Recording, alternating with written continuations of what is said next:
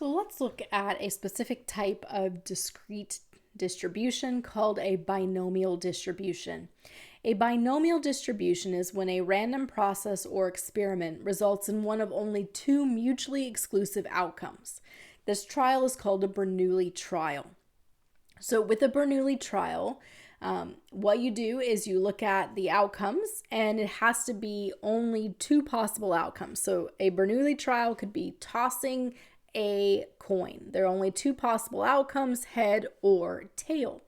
A Bernoulli process is a sequence of Bernoulli trials. So if we toss the coin multiple times, each coin toss has those two mutually exclusive outcomes. Success or failure, depending on what we're looking for. If we're looking for, heads, then we toss the coin. Was it a success? Did we get heads? We toss the coin again. Did we get success? Did we get heads? So Bernoulli process, we look at the probability of success, probability of some particular outcome from a Bernoulli trial where there are only two mutually exclusive outcomes. And so we would look at the probability of success, we call it P, and that probability of success needs to remain constant from trial to trial.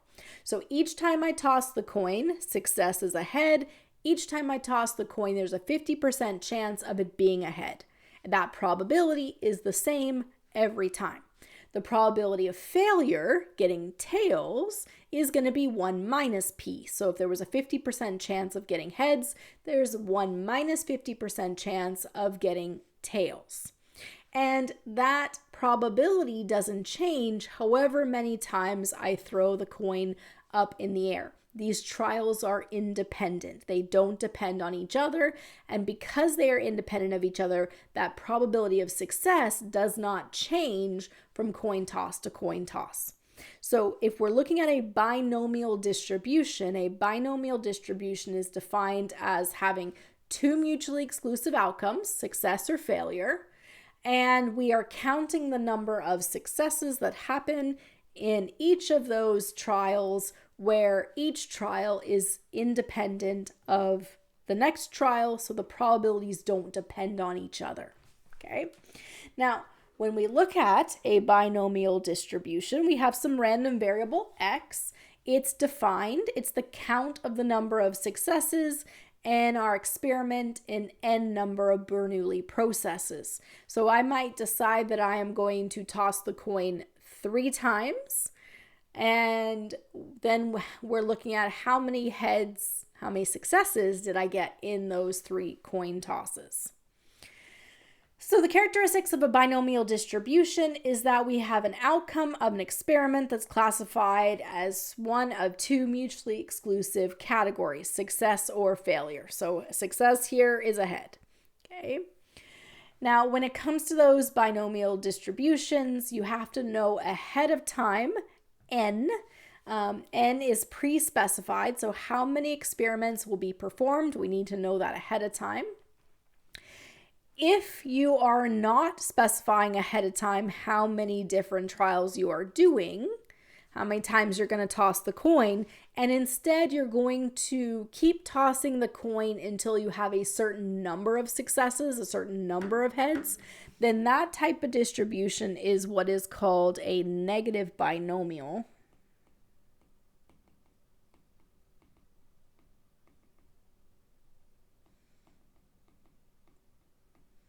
Okay, so we're not looking at that particular type now, but it's important to distinguish between a binomial distribution where we have specified ahead of time the number of Bernoulli processes versus a negative binomial distribution where we will stop n once we have a certain number of successes. So our random variable is going to be the number of successes in that fixed number, that n number of trials. The probability of success, as we said, is P, and it stays the same for all trials, and all the trials are independent. Okay.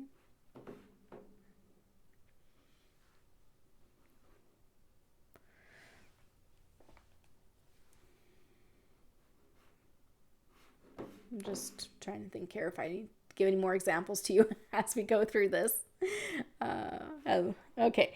All right. So if we're looking at these examples here, are the following random variables binomial random variables?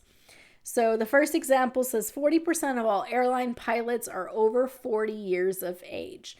Out of a random sample of 15 pilots, let the random variable x be the number of pilots who are over 40 years of age.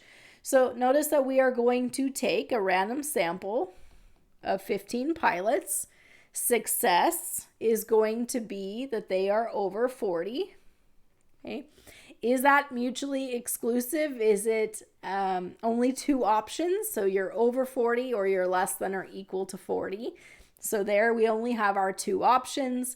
And each time we pull an airline pilot out of the 15, the probability that they are over 40, right, is going to be the same for each time we pull someone, and that each trial here is independent. So here we could have a binomial random variable. In this case, suppose a salesperson who makes sales to 20% of her customers, one day she counted her customers until she made a sale. Let X be the number of customers until her first sale.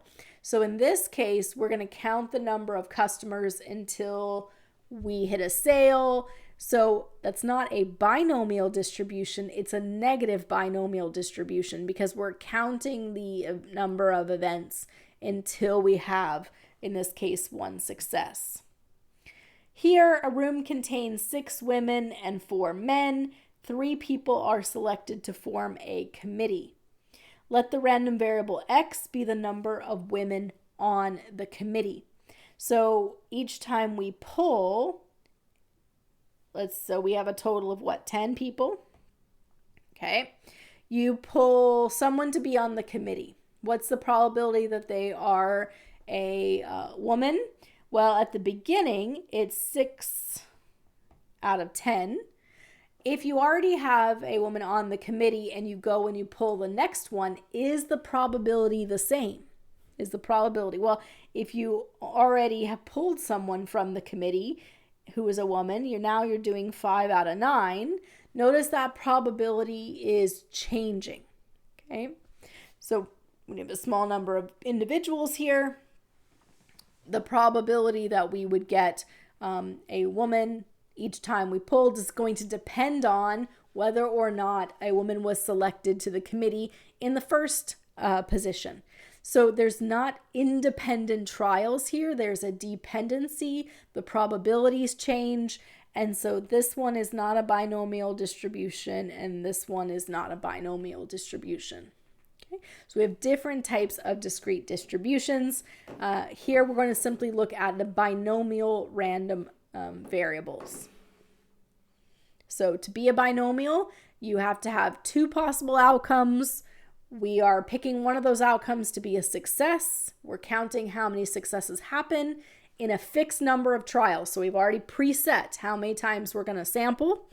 And that probability has to be the same each time. And each time that you're pulling someone from that bigger group, they're independent of one another.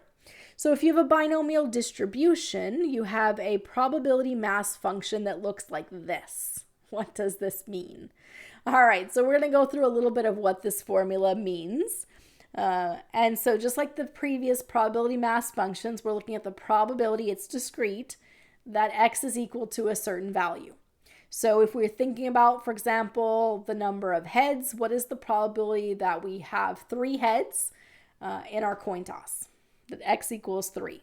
Okay, well, the way that the binomial distribution works is the first part here, this part here is about counting.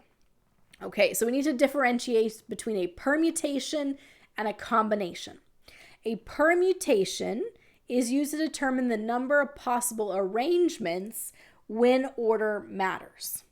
A combination is used to determine the number of possible arrangements when order does not matter. So here, order does not matter.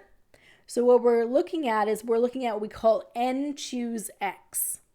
So n is the number of trials, and here if x is 3. So we want to know what's the possibility, for example, if we toss the coin 3 times, that we get 3 heads. What's the possibility if we toss the coin 3 times that we get 1 head? Okay. So it's going to be a combination because we don't actually care if it's head, tails, tails, tails, head, tails, tails, tails, head, right? The order doesn't matter. We're simply counting the number of successes. So if we have 3 tosses and we're looking at what's the probability you get 1 head, then it's a combination because we don't actually care what order it came into, heads, tails, or tails, heads, just how many there are. But let's just take a little divergent here just to look at the difference between permutations and combinations before we come back to our binomial distribution. So let's look at the way permutations work. We have 3 balls we want to play with. We can only play with one of them at a time. The balls are red, yellow, and green. How many different ways can we arrange the balls, right? So we could play with the red one, then the yellow one, then the green one, or red, then green, then yellow. We could play with yellow, then red, then green, yellow, green, then red. We could play with green, then red, then yellow, and green, then yellow, then red. Okay? So there were here 1, 2, 3, 4, 5, 6 different possible permutations when we had 3 different colored balls. So what we do is we say 3 pick 3. I have 3 balls. From them, I'm going to pick 3 of them. And here, order matters. So when you do a permutation, okay, and the number we're pulling from is the same as the number that we have, and we're looking at all the possible ways we can arrange them, that is equal to 3 factorial. Well, 3 factorial simply means that you take 3 times 2 times 1. And 3 times 2 times 1 is 6. If you had, for example, 5 factorial would be 5 times 4 times 3 times 2 times 1. Okay? So if that factorial, that exclamation mark, simply means you take all the numbers below it, you multiply them all. 5 times 4 times 3 times 2 times 1. Okay?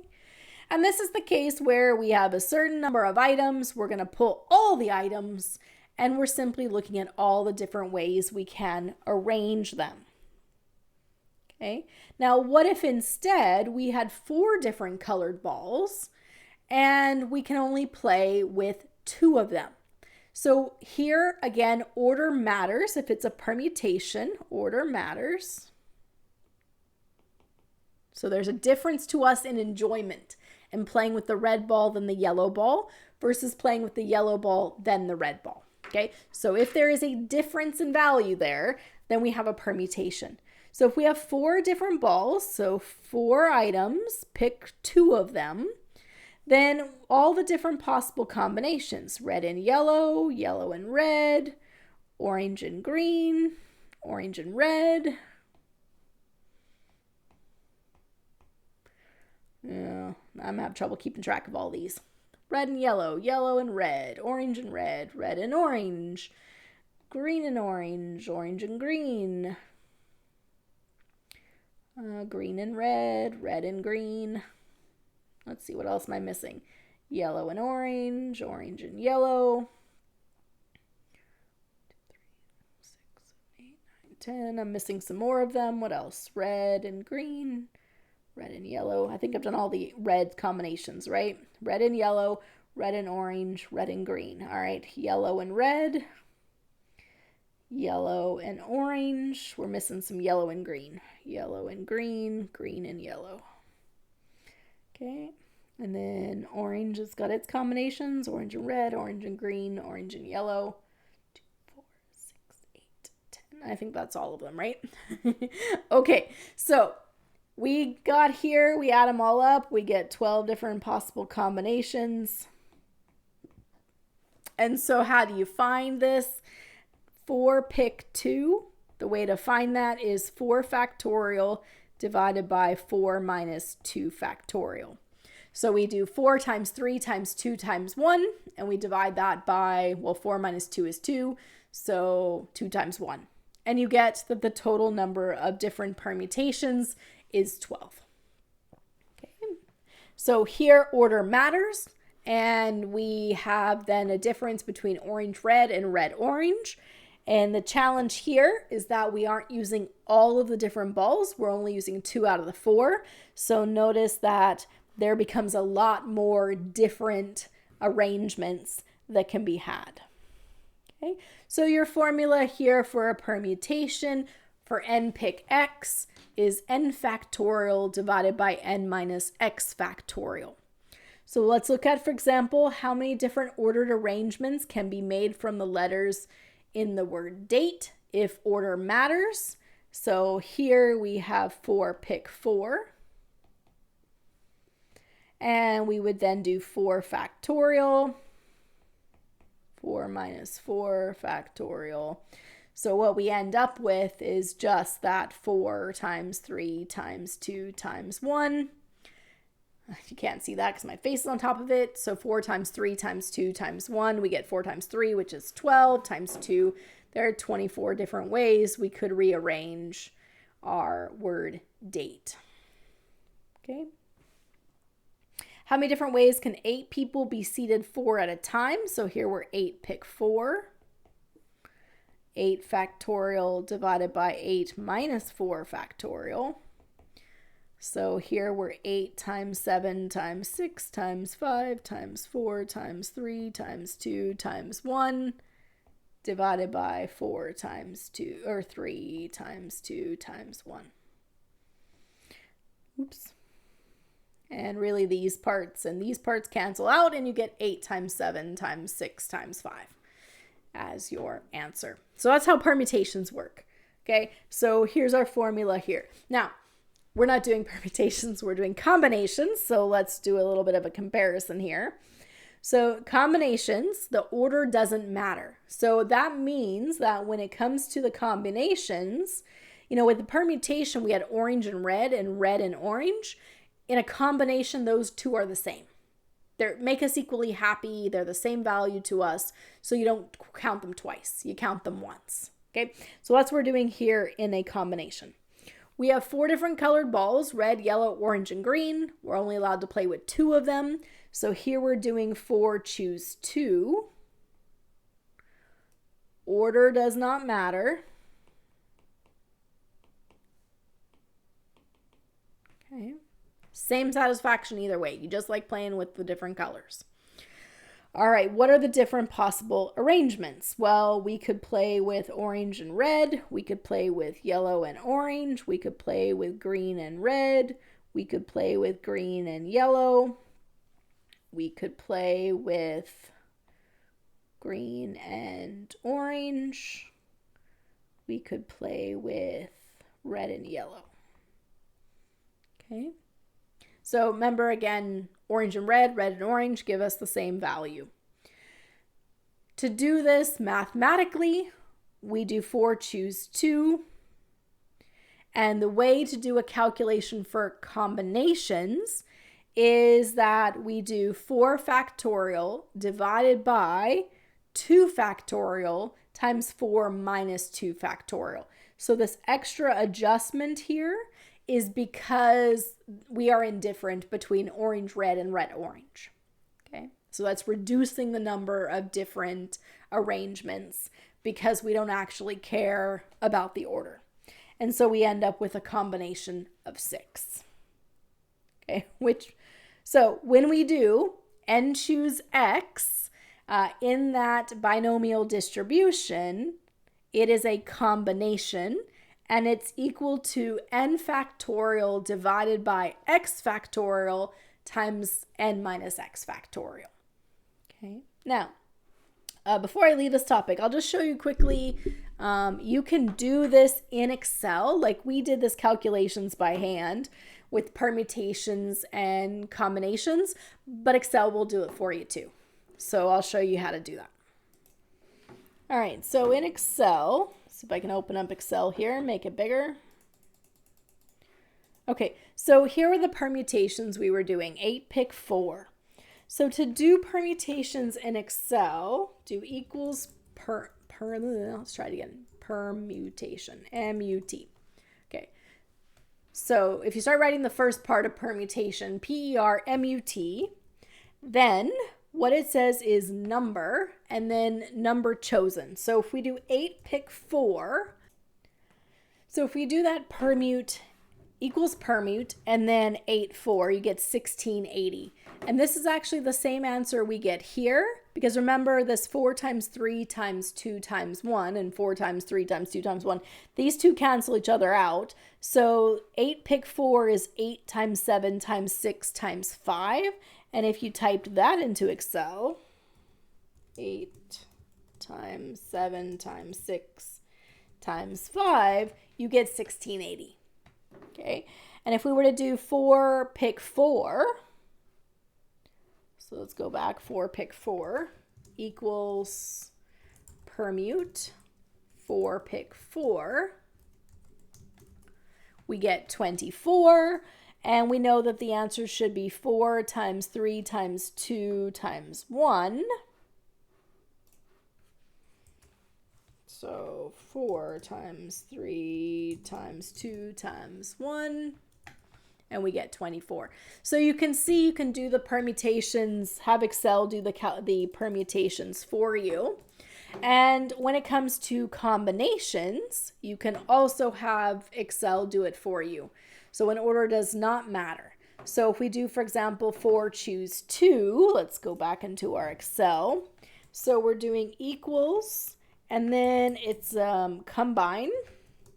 And so say it says number and number chosen. So we were doing what? 4 choose 2, and you get 6, which is the same thing we calculated here. So we can have Excel do those calculations for us. It's equals permute. And of course it doesn't like it when I do that because I didn't put anything in there.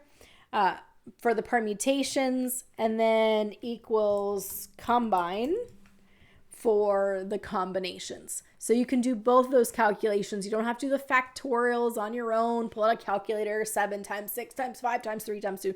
You can just do them in Excel. If you're trying to figure out how many different arrangements, remember permutations are where order matters and combinations are where order does not matter. All right, let's get out of here. So why are we doing this? Okay, so combinations, we were talking about that because this calculation for combinations is the first part, if we go back, of our probability mass function for the binomial distribution, because this part right here is n chooses x,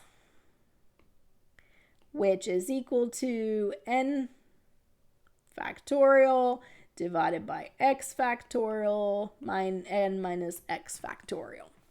Okay. So all the different possible combinations, because if we are looking at Bernoulli trials, we don't actually care the order, right? We're simply counting how many heads did we get when we tossed the coin. Okay. All right. So let's go back here. Just before we leave that, just a couple more practice here. You're trying out. So when I built these slides, I was teaching for Baylor University in Texas. So my examples have lots of Baylor in them. If we're trying out for the basketball team, there's 15 people who tried out for the team. How many different possible combinations of 9? So again, order doesn't matter. It doesn't matter how we pick them. So let's just do this one here in Excel. Equals combine. And we were doing 15, choose 9. And we get 5,005 different combinations.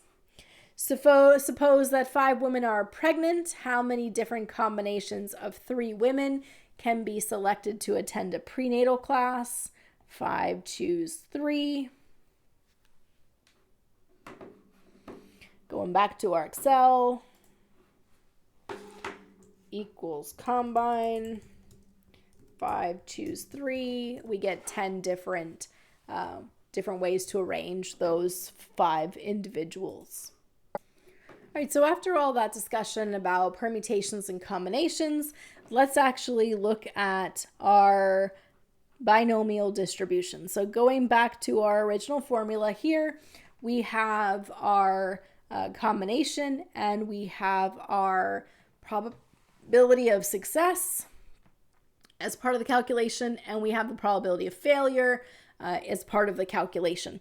So let's actually do an example here. All right, suppose that we have X, where X is the number of male births, P is the probability of having a male. It's believed that women who take longer than 12 months to get pregnant have a 58% probability of having a boy.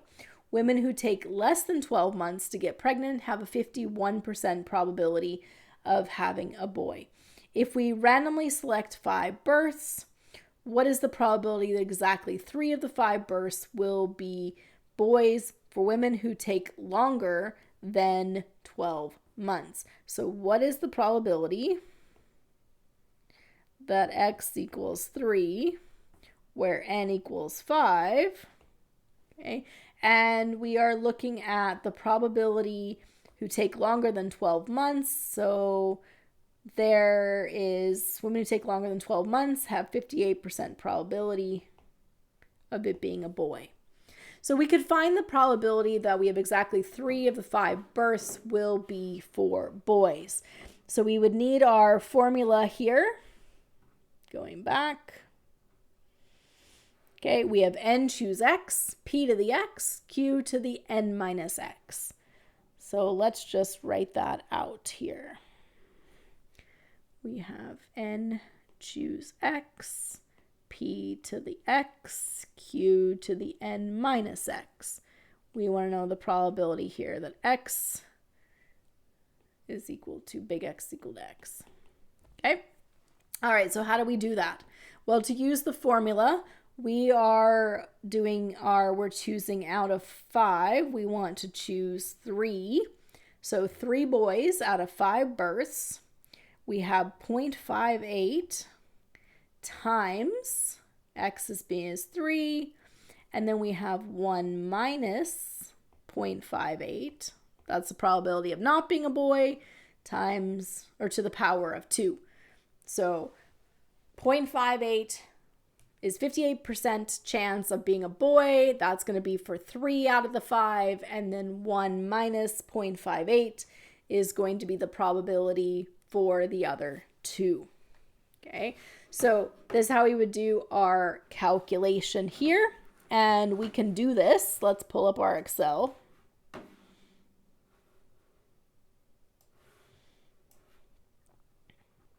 All right, so first we need the first part, which is combine, and we need 5 choose 3. Okay, and might as well just do this piecemeal to start with. 0.58 to the power of 3. So this is the ones who are male, and then we have our 1 minus 0.58. Those are the that's the probability of being female. And that's going to be to the power of 2. Okay. And of course, got to put an equal sign in front of it if we wanted to do a calculation for us. Okay, so to do this, we would take our 5 choose 3 times the probability that 3 of them are male times the probability that the other 2 are female. And what we get is we get a probability that exactly 3 of the 5 will be boys is 34.4%. Okay. We could look at what about women who take less than 12 months. So the difference here is that the probability is different. We're still doing 3 of the 5 births. But the probability women who take less than 12 months to get pregnant have a 51% probability of having a boy. So we would then simply change this to 51. And we would change this to 1 minus 0.51. And we can see that if they take less than 12 months to get pregnant, the probability drops to 31.8%. 5%. So we can use that binomial distribution to figure out the probability of a certain number of events in a set number. So this is 3 males out of 5. If we know the probability of a success, in this case defined as having a male, and that probability doesn't change with each individual, in this case having a baby. Okay, so you should know how to use a binomial distribution. You should know how to use combinations and permutations to look at how many different events and the probability of those events. All right. Another example here, this one is 70% of the voters in a large town are opposed to a proposed development. If 12 voters are selected at random, find the probability that more than 10 are opposed.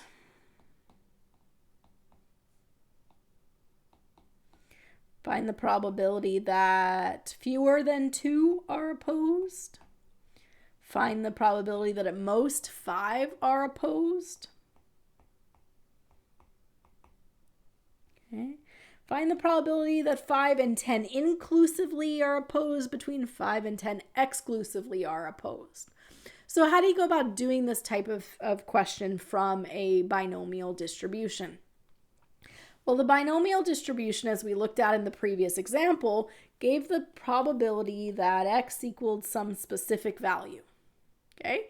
If we are wanting to look at a group, more than a certain number, less than a certain number, less than or equal to a certain number, it can be helpful to have a list of the different probabilities of the different outcomes.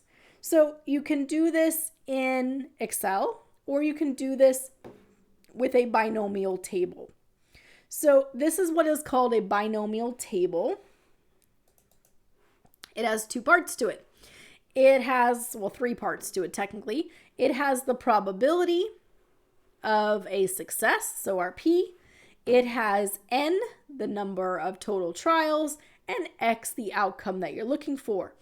In the particular example we just looked at, we had 70% was the probability. We have 12 voters selected at random. And then we're looking at different values of X. So if you have a binomial table, you could go, for example, and find where N equals 12. Here's N equals 12. And probability is 0.7. And here then are all the different possible probabilities to those potential different outcomes. And so if we want to look at this table, we could say, okay, what is the probability that more than 10 are opposed? Well, more than 10 would be 11 and 12. And so we could add up 0.0712 and 0.0138. The probability that more than 10 are opposed is 0.084 or 0.085. So you can add those two together. We could go and look at a next question. The next question says, what's the probability that fewer than 2, I wrote 10, fewer than 2 are opposed? And so what we would do is we go to this table and we look for fewer than 2. Well, here's 1. So the probability the fewer than 2 are opposed is really, really small. Okay. And you could look at other ones. What about at most 5 are opposed? So if at most 5 are opposed, then that's all the numbers less than or equal to 5. So that's going to be this group right there. So we could add those together and get our total probability. Now, if you don't have a binomial table handy, you can do that. You can create this section here in Excel. So we can create our binomial distribution. This is just a bunch of random gobble stuff here. All right, so in Excel, you have something called binom distribution. There we go. Binom, go ahead. Binomial distribution. Okay, so in your binomial distribution, it has numbers, trials, probabilities. So what we can do is we can have our possible outcomes here, and we'll do that. 12 trials, 70%. There is a part for cumulative. So remember, we're looking at a probability mass distribution right now.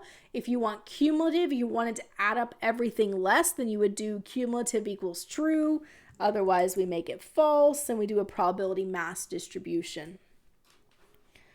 All right, and let's make this numbers that we can see.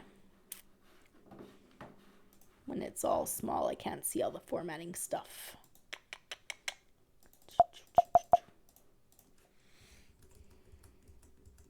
So what are the possible different outcomes? This is people who are opposed. We were randomly taking 12 people. So binomial, and instead of just writing in 1, I'm going to highlight this here. And then I can do number of trials is still 12. We can do this. So what you should notice, you can still see a bit of the previous one here on the right, but what you should notice is that they match. This is the 0.0002. This one didn't appear on that one because it was so infinitesimally small. But these actually match the numbers that you see here. So very quickly, without even having that binomial distribution table, I can build one in Excel simply by using the command binom. Got to type it correctly. Binom dist. And then you type in the number, the outcome here, and then the number of trials. In this example, it was 12, and then our probability was 70%.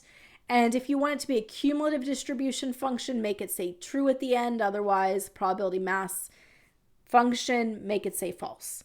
And so then once you have that, and you have your little list here, you have your probability mass distribution function, probability mass function. And so we can then answer those same questions by saying, okay, what is the probability that x, I don't know where to put this, x is greater than 10? Well, the probability x is greater than 10 is just adding up this one plus this one. What is the probability that x is less than 2? Go back to your Excel. Right, that's nothing. What's the probability at most 5 are opposed? This one's 5, so we could just add up everything below it plus it. And we get 3.9%. So 3.9% is where at most 5 are opposed. Okay. Just to show you the difference before we leave this, if I instead, so this was the PMF, let's do the CDF, cumulative distribution function. Okay, so I'm going to do equals, same thing. I'm going to do equals binomial distribution. So same thing, number 1, trials 12, probability 70%. The only difference is I'm saying cumulative equals true. Okay. And then when I do this, notice our cumulative distribution has to essentially go from 0. That means that this is 5 zeros before it gets to the 1, 0.000001. So this is essentially 0. And then it's cumulative. It's greater and greater, so it's adding up. This number here is this number plus these two numbers to get this. So that's why it's slightly more. And then you're just adding up until you get to 100%. So if we are looking at what's the probability that at most 5 are opposed, wrote all over this, at most 5 are opposed, go to Excel.